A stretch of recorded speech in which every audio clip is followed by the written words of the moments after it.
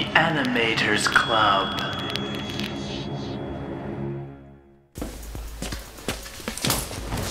G'day, and welcome to the 6th episode of the Animators Club, a show that's completely dedicated and designed for people like you, people into animation. So please, check out our first animation. I hope you thoroughly enjoy.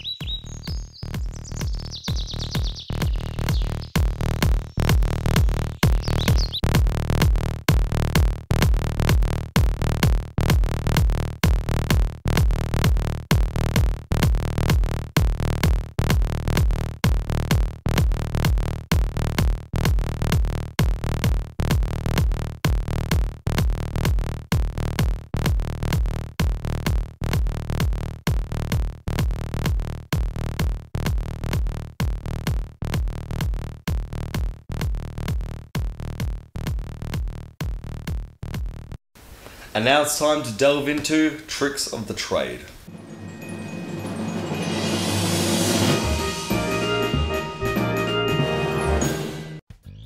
Hey guys, Skubz here again with another principle for you. This week we're talking about anticipation. Now, anticipation is basically the action before the action. Provides momentum and build up for your main action. Say if I was to throw a ball, I pull back. That's the anticipation. And then you've got your throw. It's usually in the opposite direction to the main action. Good example would be if you thought of a spring and you pushed it down and let it go. Boing! Your anticipation is pushing it down. Your main action is letting it go. But that's what we're talking about. Anticipation. The main action. Squashing of the spring. Anyway, we're getting sidetracked here. If you don't believe me, try jumping without bending your knees. Bending of your knees is anticipation to the jump. Good advice. But now it's time to tune in with the beautiful Bridgette. Thanks, Tigger.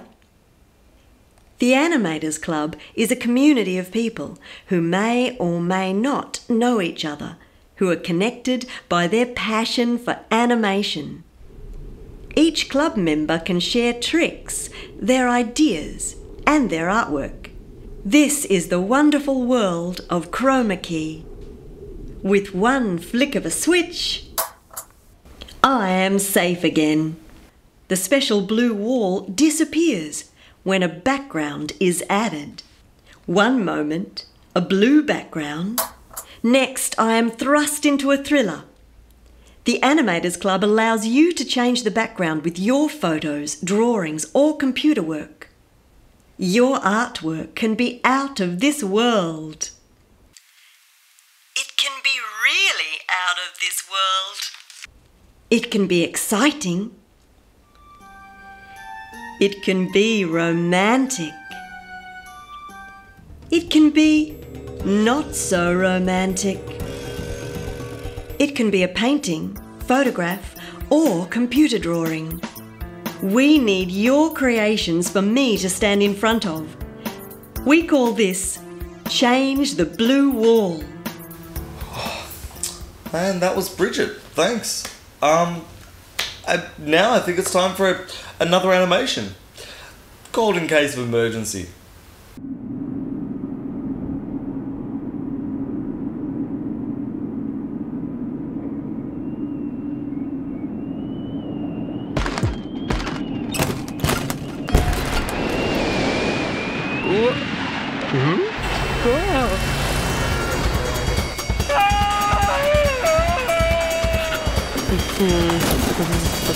What?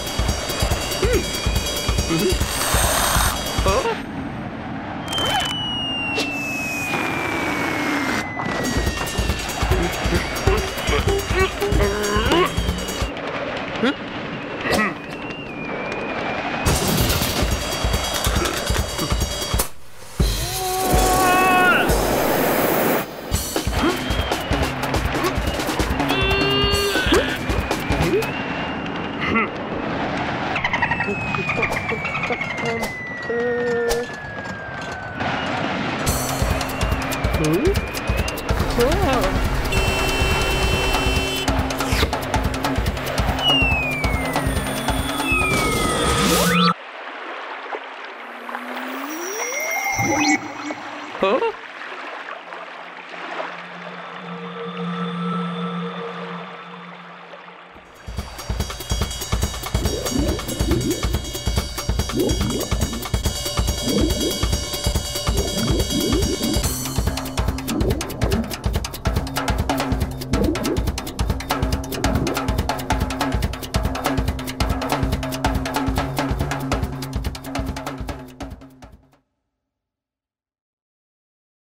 And now it's time to delve directly into the minds and psyches of our artists and animators.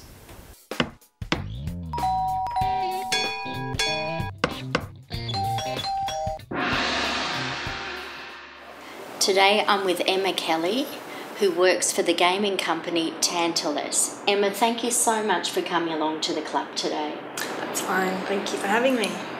Within the company, Tantalus, how do you approach developing a character? So the animators here get given a model in 3D, so it's like a polygon model made up of different shapes in the 3D world, and we take that model and then we rig it. So it's like putting in a skeleton into the model so that we can move it. We add controllers to it so that is what we animate with, so that it's movable.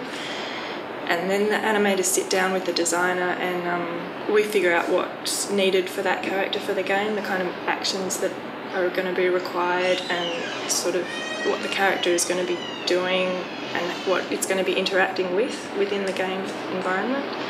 So when working in 3D, what other principles or methods of work are there when you work in 3D?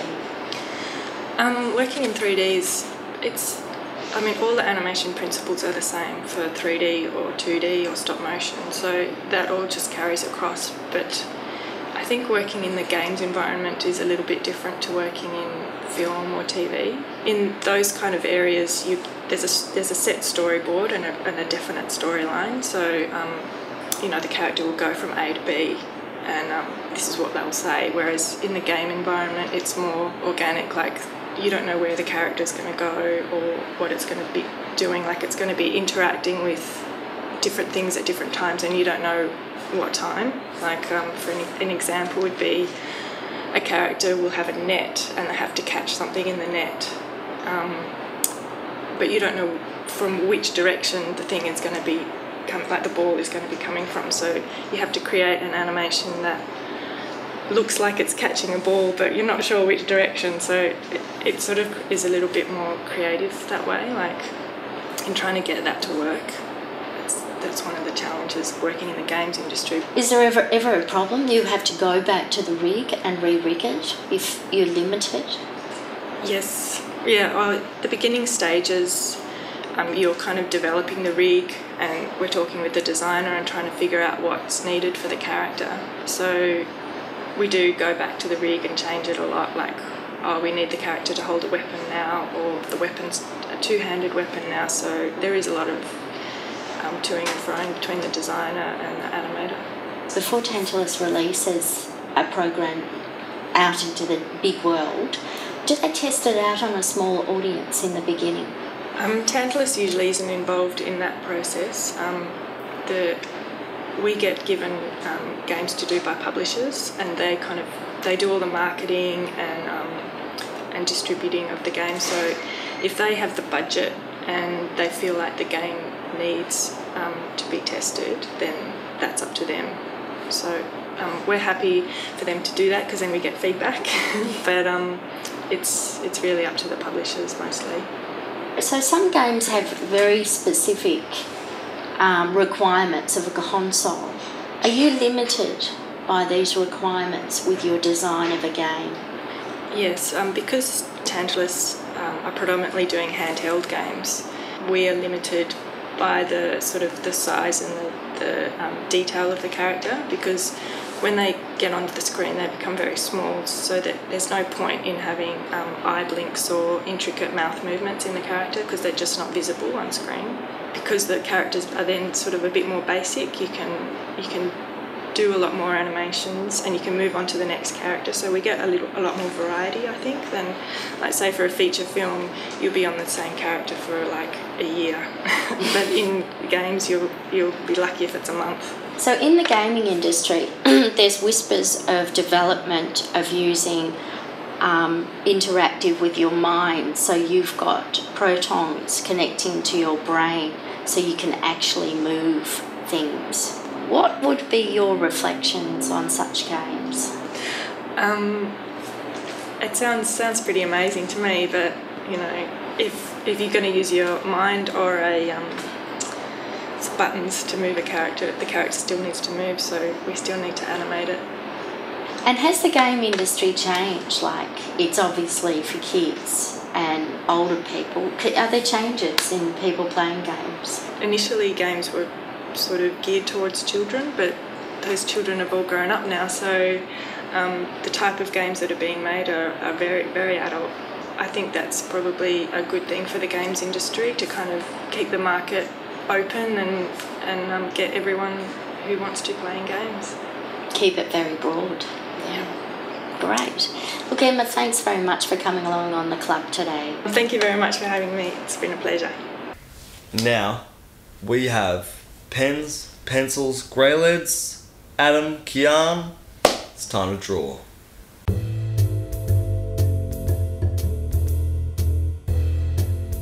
There's something seriously wrong with this club. There is no passion. None at all. Adam, I don't know what you said about passion to upset all these people, but whatever it was, it couldn't have been good, so you're in my bad books. With a passion. Man, I have passion everything, man. Animation, sound, graphics. It's all passion, bro. It's lost the plot. Got passion? You got passion? You got passion? You got passion. Adam doesn't have passion. He doesn't know what he's talking about. We have got passion.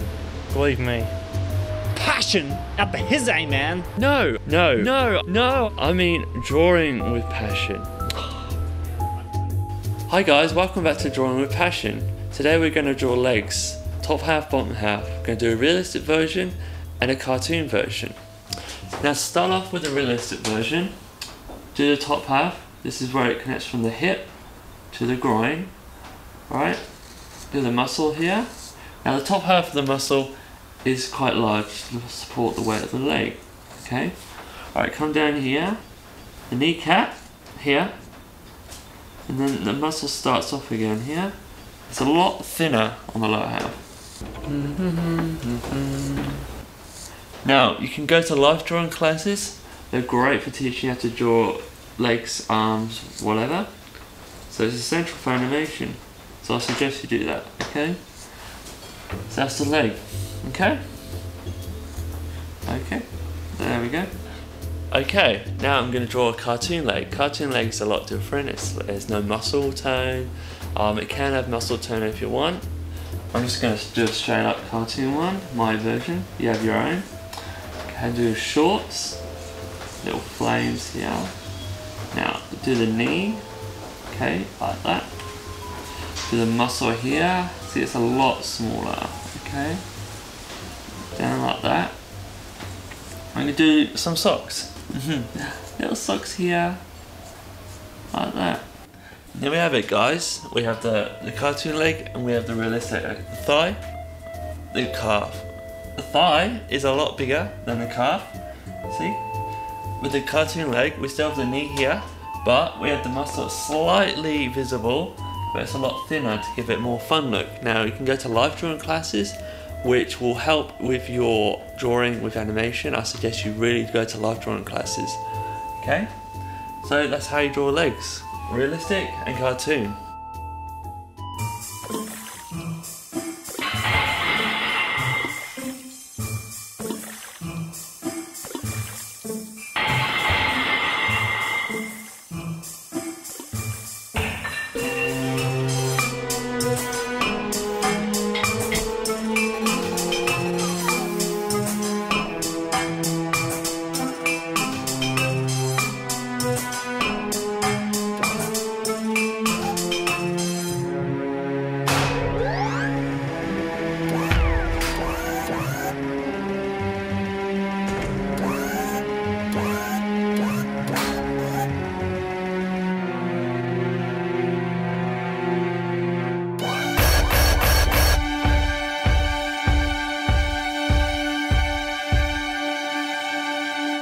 Straight into another animation called Evolution.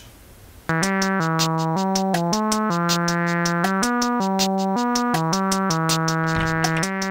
Jack, do you want to come play the football with us? Nah.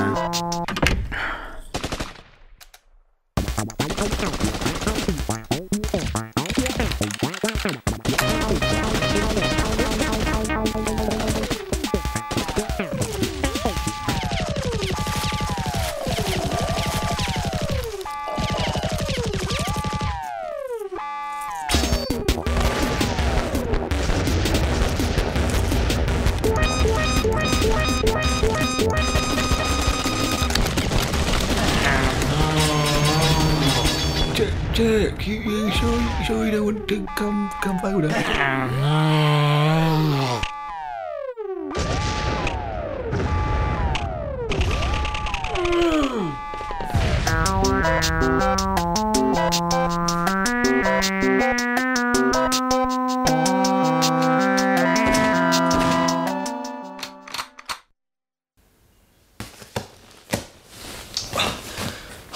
Hark! I hear a soundtrack speak.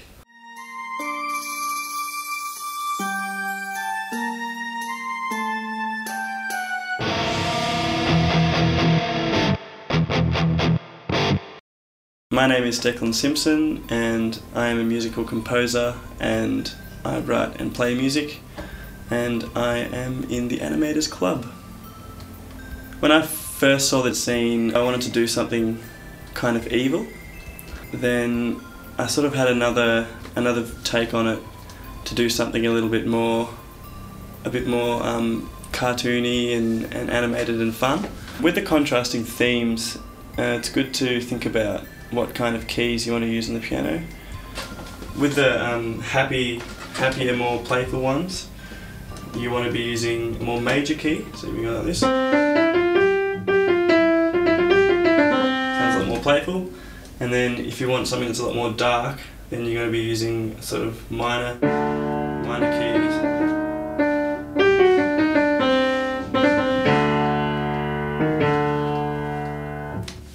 With the happier, sort of comical, playful side to it, I used a lot more instruments like a celeste sort of thing and light percussion and stuff like that, just to give that more kids animation feel.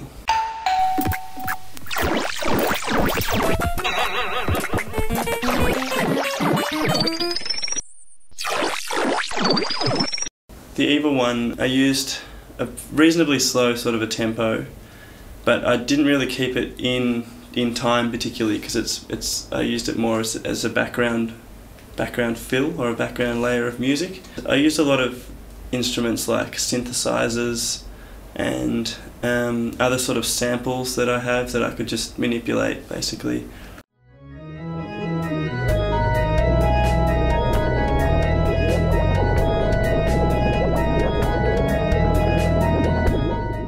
So, how's the soundtrack going? Rob Shilo's hospital scene ring a bell? Household appliances? Hope you've been working on them. Got another one coming up for you right now.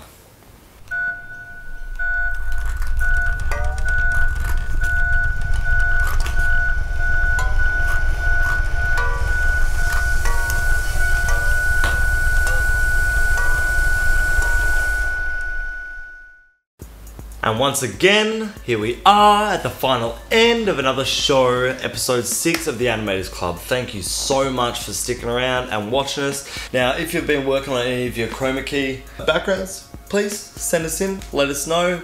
Now also, if you've been working on a couple of soundtracks for the hospital scene, please send them in to us, we'd love to see them. For any other information on tonight's show or any of the other shows in our series, please jump on our website. I'm Tigger, you've been watching the Animators Club. Have a good night.